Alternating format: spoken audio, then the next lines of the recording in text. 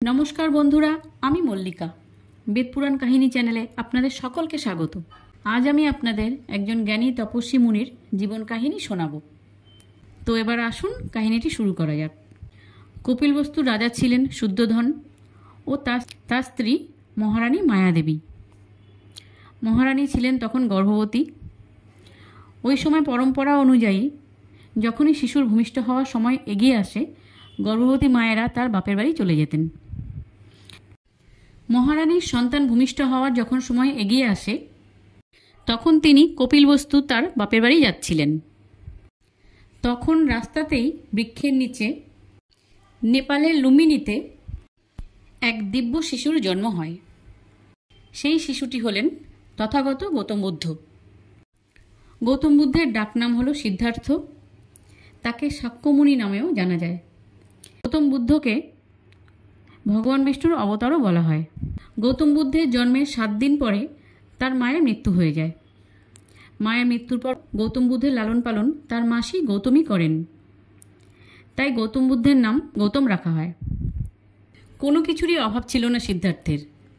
সিদ্ধার্থ ছোটবেলা থেকেই কারোর দুঃখ কষ্ট দেখতে পারতেন না।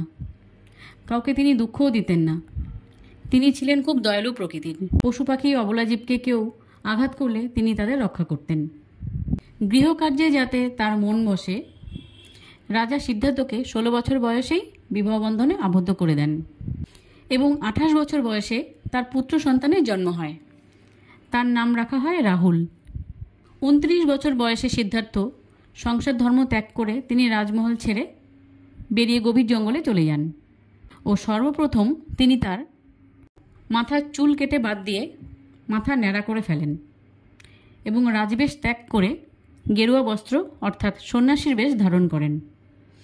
এরপর 7 বছর পর্যন্ত তিনি এক জায়গা থেকে অন্য জায়গা ভ্রমণ করতে থাকেন এবং 35 বছর বয়সে গৌতম বুদ্ধ বুদ্ধ হন। এক অশ্বত্থ গাছের নিচে বছরের পর বছর তিনি ধ্যান করেন এবং সেই গাছের নিচে বসে জ্ঞান দান করতেন। সেই কারণেই এই জায়গার নাম বুদ্ধগয়া, বর্তমানে বিহারে অবস্থিত। গৌতম বুদ্ধ এতটাই বলিষ্ঠ ও বলবান ছিলেন যে শুধু বর্ষাকাল ছাড়া তিনি বিভিন্ন জায়গায় পায়ে হেঁটে ভ্রমণ করে বেড়াতেন তার জ্ঞান বাণী ও ধর্ম উপদেশের উদ্দেশ্যে। বেনারসের সারনাথে তিনি তার প্রথম ধর্ম উপদেশ দিয়েছিলেন। তার উপদেশগুলি ছিল: 1. কখনো কারো প্রতি হিংসা করবে না। 2. অন্য কারো সম্পত্তি পাওয়ার আশা করবে না। 3. মাদক অর্থাৎ নেশাদ্রব্য ব্যবহার করবে না। 4. ব্যভিচার থেকে দূরে অর্থাৎ কারো প্রতি অন্যায় অত্যাচার করবে না। 5. মিথ্যা কথা বলবে না। গৌতম বুদ্ধ হলেন বুদ্ধ ধর্মের প্রতিষ্ঠাতা। বুদ্ধ শব্দের অর্থ হল যে পরম শাশ্বত জ্ঞান লাভ করেছেন। তিনি হলেন 28তম বুদ্ধ।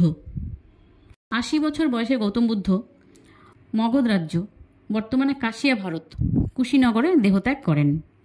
বৌদ্ধ ধর্ম ভারতে এবং ভারতের বাইরে বিভিন্ন দেশে ছড়িয়ে আছে। বৌদ্ধ ধর্ম ভারতের মগধ, কুশল, কোশাম্বী ছাড়া Nepal, Burma, Myanmar, Indonesia, Sri Lanka, central Asia, West Asia, Thailand, China, south east Asia বিভিন্ন দেশে বৌদ্ধ ধর্মের মানুষ দেখা যায়। গৌতম বুদ্ধ তার বাণীতে সর্বদা সবসময় এটাই বলতেন, সর্বদা সৎ পথে চলবে। তো বন্ধুরা, এই ছিল আমার আজকের কাহিনী। যদি ভিডিওটি ভালো লেগে থাকে তাহলে প্লিজ আমার চ্যানেলটি লাইক ও শেয়ার করে দেবেন আর সাবস্ক্রাইব করে পাশের বেল আইকনটি প্রেস করে দেবেন। তাহলে নতুন কোনো ভিডিও পোস্ট করার সাথে সাথেই আপনাদের কাছে নোটিফিকেশান পৌঁছে যাবে। সবাই ভালো থাকবেন। ধন্যবাদ।